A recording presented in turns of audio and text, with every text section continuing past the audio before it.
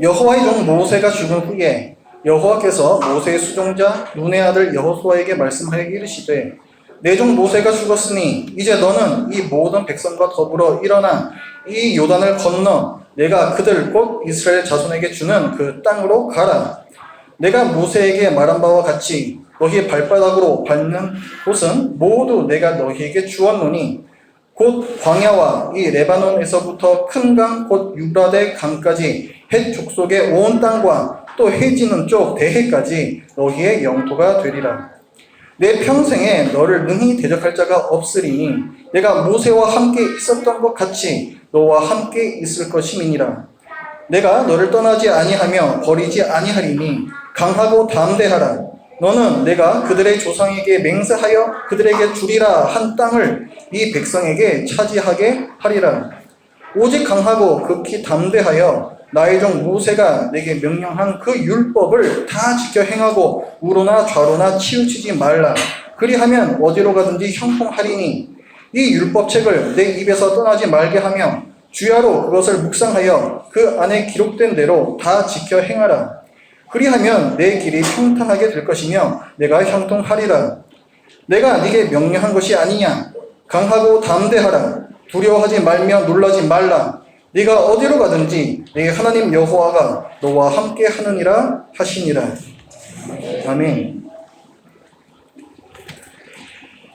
자, 이스라엘이 애굽으로 가서 400년 동안 노예 생활을 합니다. 아주 힘든 생활이죠. 하나님께서 그들의 괴로움을 들으시고 모세를 보내셔서 그들을 구원하시고 약속의 땅으로 데려가십니다. 이들이 애굽에서 나와서 바로 가나안 땅으로 들어갔으면 참 좋았을 텐데 이들이 불순종함으로 말미암아서 광야에서 40년을 헤매다가 그러다가 이제 가나안 땅으로 들어가게 됩니다. 이제 요단강만 건너면 하나님께서 약속하신 가나안 땅인데 모세가 죽어요. 그러니까 모세는 가나안 땅을 밟지 못하고 죽습니다. 하나님께서는 여호수아를 그의 후계자로 세우시고 그에게 명령을 하십니다. 오늘 말씀의 2절을 보니까 백성과 함께 요단강을 건너서 가나안 땅으로 들어가라 명령하세요.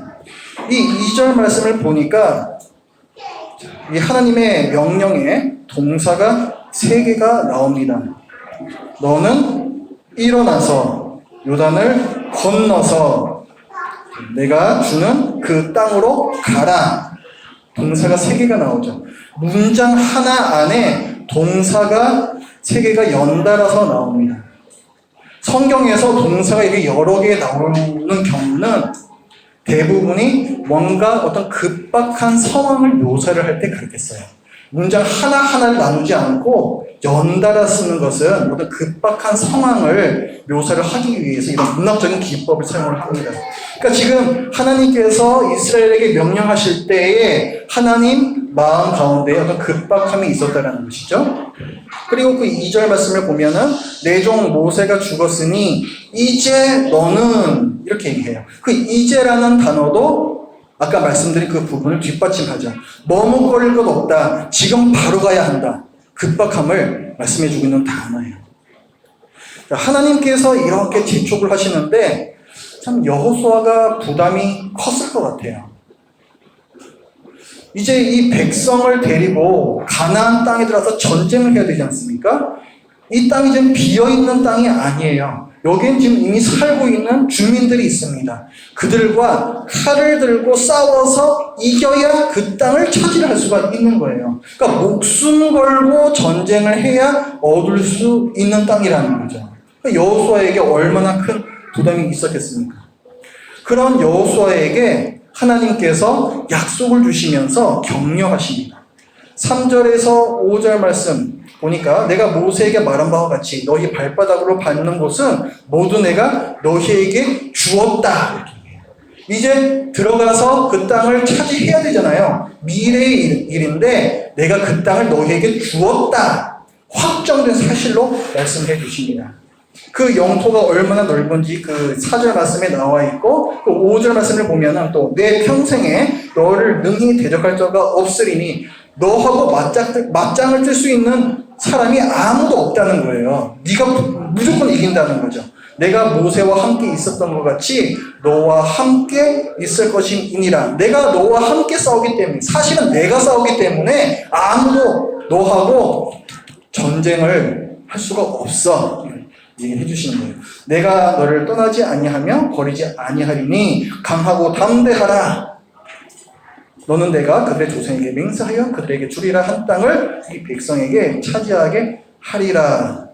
또 7절에서는 오직 강하고 극히 담대하라 말씀하시고 또 9절에서도 내가 네게 명령한 것이 아니냐? 강하고 담대하라. 두려워하지 말며 놀라지 말라. 내가 너희와 함께한다. 이 말씀 또 반복하시면서 격려를 해주십니다. 이렇게 땅을 정복하라는 명령으로 시작하는 여호수아서는 이스라엘이 땅을 차지하고 그 땅을 나누어 갖는 내용으로 이루어져 있습니다. 우리는 이 여호수아를 보면서 이스라엘이 승리할 때마다 하나님이 역사하실 때마다 통쾌함을 느끼고 또 즐거워하죠. 그런데 우리가 이스라엘의 승리를 즐거워하기 전에 근본적인 질문이 필요합니다. 왜 이스라엘이 이겨야 하느냐라는 거죠. 왜 하나님께서는 이스라엘에게 그 땅을 주려고 하시는가? 그 근본적인 질문을 해야 된다는 거예요. 우리는 왜 여호수아를 보면서 이스라엘을 응원합니까? 이 성경에 마치 주인공처럼 나오기 때문에 응원하는 건가요?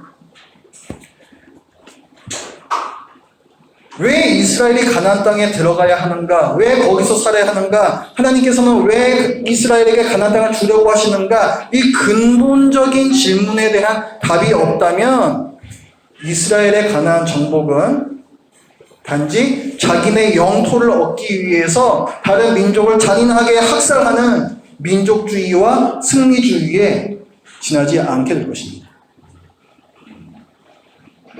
만약에 그 대답을 우리가 할 수 없다면 이 성경이라는 것은 이스라엘 민족의 관점에서 편파적으로 쓰여진 역사책에 불과하게 될 거예요. 오늘 본문을 보면 이스라엘이 가나안 땅에 들어가는 이유를 하나님께서 말씀을 해 주세요. 그 6절 말씀을 보십시오. 자, 6절을 보면은 강하고 담대하라 격려하시며 뭐라고 말씀하시는가? 자, 너는부터 함께 읽어보겠습니다. 시작. 너는 내가 그들의 조상에게 맹세하여 그들에게 주리라 한 땅을 이 백성에게 차지하게 하리라. 자, 이스라엘 백성이 지금 왜 가나안 땅에 들어가야 하는 거예요? 왜 하나님께서 그 전쟁에서 이기게 해 주시겠다는 거예요? 하나님께서 그들의 조상과 약속하여 맹세하신 바가 있기 때문에 그렇다는 거예요. 그러니까 우리가 아까 했던 그 근본적인 질문들 있잖아요. 그거는 뭐하고 지금 연결되어 있는 거예요? 하나님께서 이스라엘의 조상과 맺으신 언약하고 관계가 되어 있어요. 이게 뭔가를 그럼 봐야 되겠죠. 그 약속이 뭐냐면은 아브라함에게 주셨던 약속이에요. 이스라엘의 조상이 누구예요? 아브라함이죠?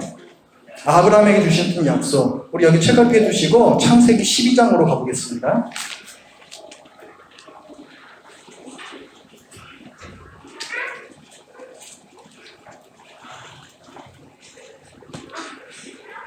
자, 창세기 12장 1절부터 3절 말씀 보실게요. 자, 12장 1절 말씀을 보면 여호와께서 아브라함에게 이르시되 너는 너의 고향과 친척과 아버지의 집을 떠나 내가 네게 보여줄 땅으로 가라 말씀하시죠. 땅에 대한 약속이 나오죠. 그 다음에 2절 보면 내가 너로 큰 민족을 이루고 내게 복을 주어 내 이름을 창대하게 하리니 이렇게 나와요. 네가 큰 민족이 될 것이다. 자, 아브라함의 후손에 대한 말씀이 나옵니다. 그리고 뒤에 보면은 너는 복이 될지라 너를 축복하는 자에게는 내가 복을 내리고 너를 저주하는 자에게는 내가 저주하리니 땅의 모든 족속이 너로 말미암아 복을 얻을 것이라. 자, 아브라함 너는 땅의 모든 족속에게 복을 끼치는 존재가 될 것이다. 이렇게 말씀드립니다. 자, 지금 뭘 지금 약속해 주셨어요? 땅에 대해서 약속해 주셨고, 아브라함의 후손에 대해서 말씀해 주셨고, 그 다음에 복을 끼치는 존재로서의 약속을 해 주셨어요. 세 가지. 지금 우리가 봤던 이 아브라함 언약이라는 건요, 자, 하나님께서 그 땅과 후손을 주시겠다라는 말씀이기 때문에, 그럼 아까 여호수아가 이끄는 이스라엘이 가나안 땅에 들어가야 하는 근거가 되죠. 그렇죠? 우리가 한 가지 더 봐야 할 것은 뭐냐면은 이 아브라함 언약이 이 세상을 하나님께서 창조하시고 아담에게 주셨던 그 사명과 같다라는 거예요. 창세기 1장 28절 말씀을 보면은 하나님께서 아담을 지으시고 명령을 주십니다. 생육하고 번성하여 땅에 충만하라. 땅을 정복하고 다스리라. 창세기 1장 28절에 나오는 말씀이에요. 생육하고 번성하고 땅에 충만하라. 아까 아브라함 언약에서 뭘로 나왔었어요? 네가 큰 민족을 이루게 하겠다. 같은 얘기죠? 그 다음에 땅을 정복하고 다스려라. 이것은 아까 아브라함 언약에서 하나님께서 주시겠다라고 한 그 땅의 언약과 이어지는 거예요. 자, 그러면은 아담이 생육하고 번성하여서 땅에 충만해지면서 그 땅을 다 정복하고 다스려야 하는데, 동시에 아담은 어떻게 지어졌어요? 하나님의 형상으로 지어졌죠. 자, 우리의 모양대로, 우리의 형상대로 사람을 만들자. 그렇게 만드셨잖아요. 하나님의 형상대로 만들어진 게 아담이란 말이에요. 하나님의 형상이란 건 뭐냐면은 하나님을 드러내는 자, 하나님의 대리자라는 의미가 있어요. 그러니까 이걸 종합해보면 어떻게 되는 거냐면은 아담의 사명이란 건 뭐냐면 이 세상에 생육 번성하여서 이 땅을 다스리되 자기 마음대로 다스리는 것이 아니라 하나님을 드러내는 자로서, 하나님의 성품을 드러내는 자로서, 하나님의 통치를 드러내는 자로서 다스리는 것이, 그것이 아담의 사명이었다는 거예요. 하나님을 닮은 자들을 계속해서 생육 번성시켜서 그 사람들이 온 세상에 퍼지게 함으로써 하나님의 통치를 이루는 거, 그게 바로 아담의 사명이었다는 거예요. 자, 그러면은 이제 여호수아 말씀하고도 연결을 지어볼게요. 자, 아까 하나님께서는 왜 이스라엘이 가나안 땅을 들어가야 하는가, 왜 그 땅을 주시는가라고 했을 때 너희 조상에게 맹세하여 맺은 언약이 있기 때문이다 했는데, 그 언약은 아브라함 언약을 가리킨다 그랬어요.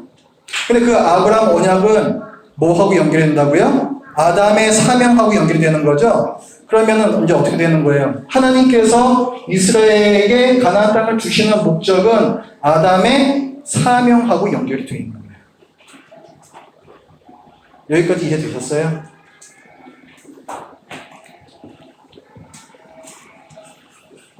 다시 말하면은 하나님께서 이스라엘에게 가나안 땅을 주시는 이유는 아담의 사명, 하나님의 형상으로서, 그러니까 하나님의 정의와 사랑의 통치가 드러나는 하나님 나라를 세우기 위함이라는 거예요.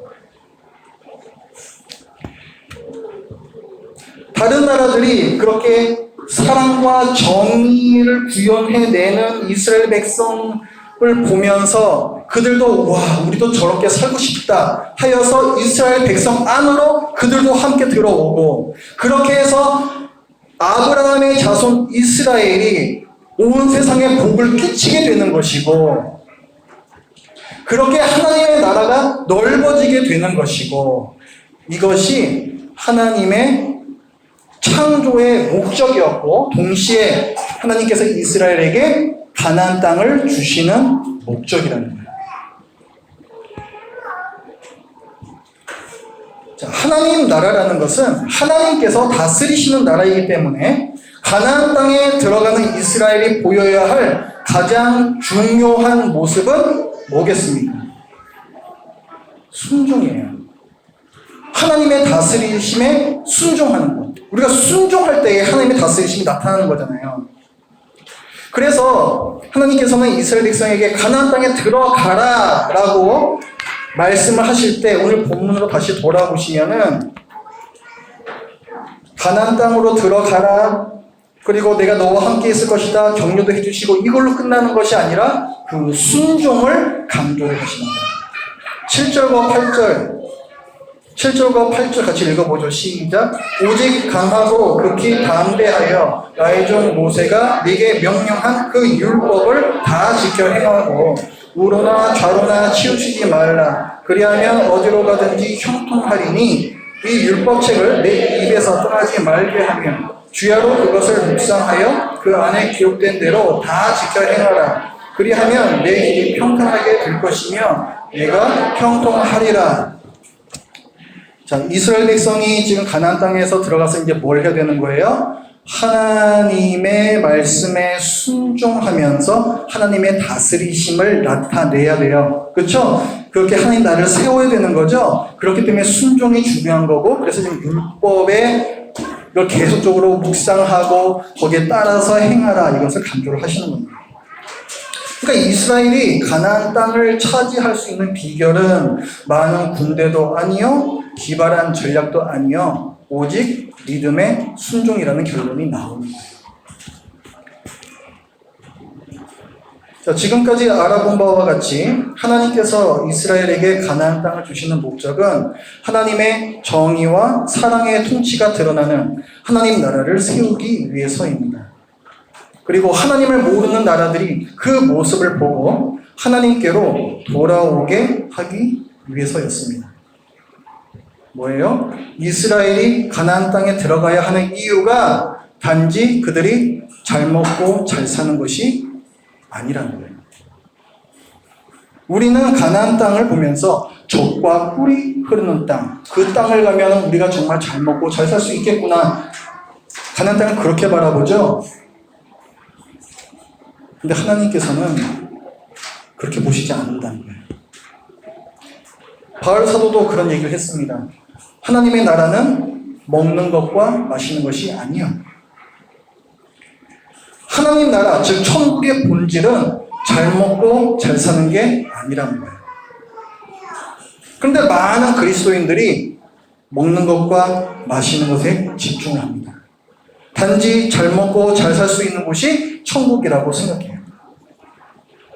천국은 단지 죽은 다음에 가는 곳이고 이 땅에서는 예수만 믿으면 된다라고 생각을 하죠. 그래서 사회 정의에 무관심하고 사회적 약자에게 냉담합니다. 심지어 그리스도인이라고 하면서 이 땅에서 돈과 권력과 쾌락을 우상숭배 수준으로 좇는 사람들도 있어요. 매스컴에서 우리가 계속 접하고 있잖아요. 신자가 이렇게 타락하는 이유가 뭘까요? 천국에 대한 이해가 빈약하기 때문에 그렇습니다.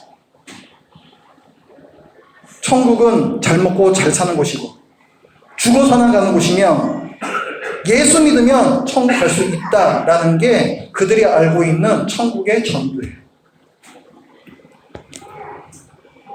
성경은 천국, 다른 말로 하나님 나라가 결코 그 정도가 아니라고 말씀합니다. 우리는 죽으면 즉시 천국에 간다. 맞아요, 틀려요? 맞아요. 우리가 죽으면 바로 하나님께로 가잖아요. 하나님과 친밀한 교제를 누리잖아요. 천국이잖아요. 하지만 천국은 죽은 다음에나 갈 수 있는 것은 아닙니다. 예수님께서 말씀하셨어요. 마태복음 12장 28절. 하나님 나라가 이미 임했다. 또 누가복음 17장 21절에서는 하나님의 나라가 너희 가운데 있다 말씀하셨습니다. 하나님의 통치, 하나님의 권능이 이미 이 땅에 임했다는 거예요. 하나님의 다스리심이 이미 우리의 삶 중에 나타난다라는 거예요. 그렇기 때문에 하나님 나라, 천국은 그저 죽어서나 가는 곳이다 라는 말은 잘못된 것입니다. 그리고 또 한 가지, 천국은 잘 먹고 잘 사는 곳이다. 맞아요, 틀려요? 맞아요. 여러분 천국 가시면 잘 먹고 잘 살게 됩니다. 천국은 아담과 하와의 죄 때문에 이 땅에 내려진 저주가 없는 곳이에요. 그렇기 때문에 그곳엔 굶주림도 없고 고통도 없고 슬픔도 없습니다. 그리고 천국에서는, 하나님 나라에서는 우리는 잘 먹고 잘 살 수 있어요. 복락을 누릴 수가 있습니다. 그러나 천국은 그저 잘 먹고 잘 사는 곳은 아니라는 거예요. 로마서 14장 17절, 아까 우리가 봤던 말씀인데요. 하나님의 나라는 먹는 것과 마시는 것이 아니요 오직 성령 안에 있는 의와 평강과 희락이다 라고 했습니다. 하나님 나라의 본질에 대해서 말씀해주고 있는데 이게 무슨 말일까요? 그리스도인은 이 땅에 이미 임한 하나님 나라를 증거하여 보여줄 의무가 있다는 거예요. 하나님의 나라는 성령 안에 있는 의와 평안과 희락이다. 그리스도인은 성령의 도우심으로 하나님의 다스림에 순종하여 의와 평강과 희락, 정의가 실현되고 평화가 이루어지고 사회적 약자도 함께 희락을 누릴 수 있는 그런 하나님 나라를 드러내 보이기 위해서 힘써야 한다는 거예요. 사도 바울은 그 밑에 있는 성경 말씀에서 우리가 그것을 위하여서 힘쓴다 이렇게 얘기하고 있습니다. 이게 온전한 천국입니다. 단순히 내가 누리는 것만 있는 곳이 천국이 아니라 천국에 들어간 자로서 주어지는 사명을 함께 인식하는 것, 그게 온전한 천국 신앙입니다. 하나님께서 이스라엘을 자기 백성으로 택하시고 가나안 땅을 주신 목적은 그저 이스라엘을 잘 먹고 잘 살게 만들어 주시기 위함이 아니요, 그들의 삶에서 하나님의 다스리심을 드러내는 하나님 나라를 만들기 위해서였습니다. 세상이 그런 이스라엘을 보면서 하나님께로 돌아오게 하기 위함이었고, 그렇게 이스라엘이 온 세상에 복을 끼치게 하기 위함이었어요. 그것이 바로 아브라함 언약의 성취이고 아담의 사명의 완성입니다.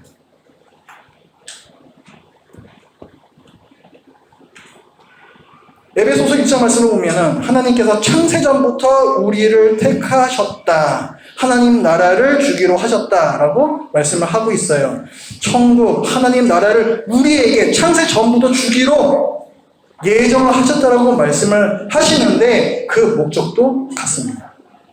그저 그것이 우리를 잘 먹고 잘 살게 해주겠다는 그 약속이 아니요, 아담에게 주셨던 사명을 이루기 위해서 우리의 삶 중에 하나님의 다스리심을 드러내게 하기 위해서, 그런 우리의 모습을 보면서 세상이 하나님께로 돌아오도록 하기 위해서, 그렇게 우리가 복을 끼치는 존재가 되도록 하기 위해서, 온 세상에 하나님의 다스리심과 하나님의 영광이 드러나도록 하기 위해서 우리를 창세 전부터 택하셨다는 거예요.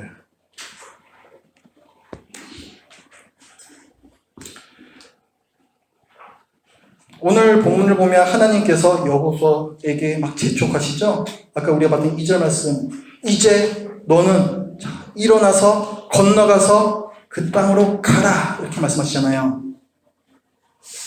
하나님께서 막 재촉을 하시고, 또 아까 우리가 봤던 하나님께서 격려를 해주시는 말씀, 이 격려 말씀이 굉장히 길죠. 어떻게 보면은 하나님께서 너무 오버하시는 게 아닌가? 뭐 이렇게 길게 말씀하시나? 왜 이렇게 길게 말씀하실까요? 저것들이 안 들어가면 어쩌지? 혹시 그런 불안함이 있으셔서 그렇지 않을까요? 왜 하나님께서는 이스라엘 백성이 가나안 땅에 들어가는 것을 그토록 간절하고 그토록 급박한 심정으로 원하고 계실까요? 그의 백성에게 하루라도 빨리 잘 먹고 잘 살게 해주기 위해서? 아니죠. 죄악이 넘쳐 흐르고 있는 땅, 정의가 무너지고 사회적 약자들이 고통을 받고 있고 사랑이 메말라버린 그 가나안 땅, 그 가나안 땅에 하나님의 정의와 사랑 강물처럼 흐르는 그 나라를 하루라도 속히 세우고 싶으신 거예요. 어제나 오늘이나 변함없는 하나님께서 동일한 간절한 마음으로 지금 우리에게 말씀을 하고 계십니다. 정의가 무너지고 사랑이 메마른 이 세상에서 너희의 삶을 통해 나의 다스림이 나타났으면 좋겠구나.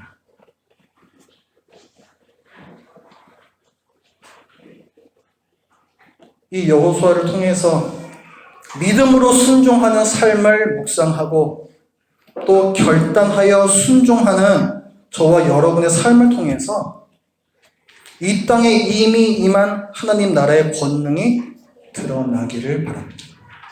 기도하겠습니다.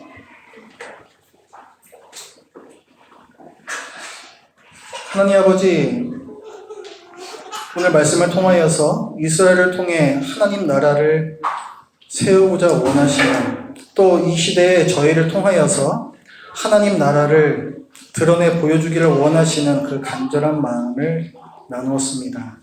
하나님, 저희들이 하나님 나라 천국에 대해서 생각할 때 그저 저희가 누리는 것에만 집중하고 그저 적과 꿀에만 집중하였던 저희 자신을 이 시간 회개합니다.